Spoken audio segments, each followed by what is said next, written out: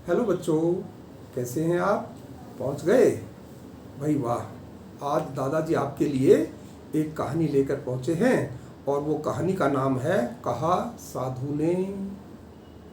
बच्चों, ये कहानी मैंने फरवरी 2005 में लिखी थी और इस कहानी को नंदन पत्रिका ने जून माह में प्रकाशित किया था। जून माह का जो उनका अंक था 2005 का, उसमें इसे प्रकाशित किया।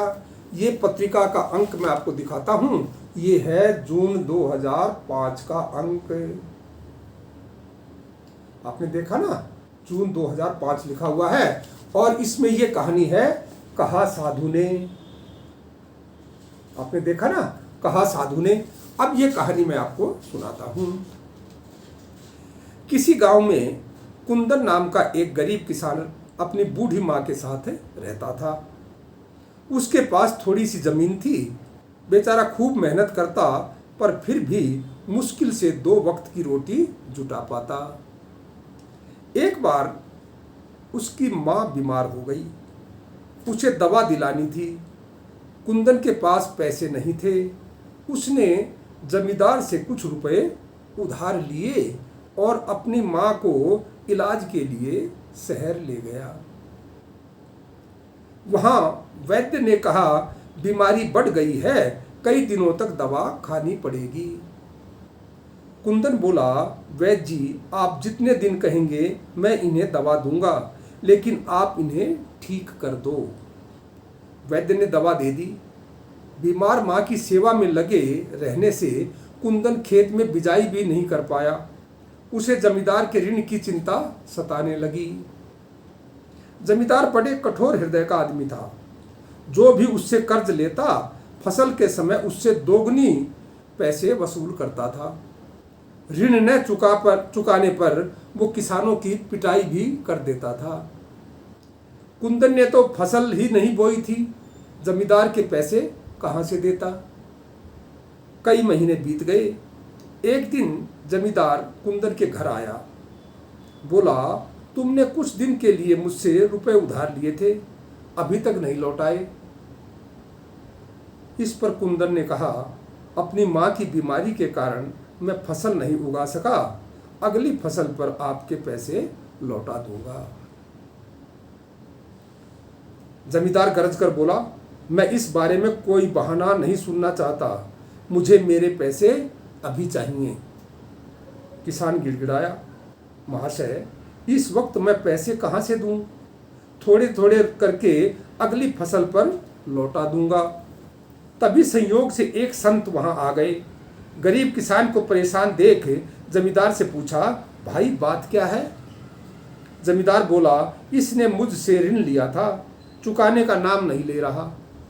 रोते रोते कुंदन बोला, मेरी माँ बीमार थी, मैं उसकी सेवा में लगा रहा, इस कारण बिजाई नहीं कर सका। साधु ने कहा, यह सच कहता है, इसे बुरा भला मत कहो, मजबूरी में यह फसल नहीं उगा सका, भला इसमें इसकी क्या गलती? गुस्से से जमींदार बोला, मेरी माँ भी बीमार रहती है, लेकिन इसका मतलब यह नहीं कि मैं उसके कारण अपने सारे काम छोड़ दूं। अगर मैं उसकी सेवा में ही लगा रहता तो आज इसकी तरह कंगाल हो जाता। साधु ने समझाया, तुम्हारे पास तो बहुत पैसा है, फिर भी इस गरीब को परेशान कर रहे हो। क्रोधित हो जमींदार बोला, यह मेरा ऋणी है, जब तक ऋण नहीं चुका देता मैं इसे नहीं छोड़ूंगा। साधु ने कहा, भाई क्या हर ऋणी को पीटा जाना चाहिए? जमींदार बोला, इसमें गलती क्या है? साधु ने कहा, तब तो इससे पहले तुम्हें पीटा जाना चाहिए। जमींदार ने आश्चर्य से पूछा, मुझे क्यों पीटा जाए? मुझ पर किसी का ऋण बाकी नहीं है। गंभीर होकर साधु ने कहा, जिस माँ ने तुम्हें जन्म दिया, क्या तुमने उसका ऋण चुका दिया? तुमने बताया कि तुम्हारी माँ बीमार रहती है, तुम्हारे पास उसकी सेवा के लिए वक्त नहीं है। हर व्यक्ति माँ बाप का ऋणी होता है। जीवन भर सेवा करके भी हम उनका ऋण नहीं उतार सकते। तुमने तो सेवा की ही नहीं, इसलिए तुम तो और ज्यादा ऋणी हो। साधु की बात सुन जमींदार को काटो तो खून नहीं, वह निरुत्तर हो गया। साधु ने आगे कहा, धरती माँ हमें अन्न देती है, जल देती है, सांस लेने के लिए भगवान ने वायु दी है। ईश्वर का यह ऋण हम उसका भजन करके, गरीबों को दान करके, असहायों की सहायता करके उतार सकते हैं, पर तुमने तो पैसे कमाने के सिवाय और कुछ किया ही नहीं, इसलिए तुम्हारा ऋण तो और बढ़ गया है।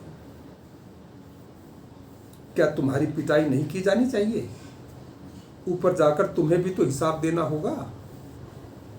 जमींदार बाबा के चरणों में गिर गया, कहने लगा, महात्मा जी, आपने मेरी आंखें खोल दी।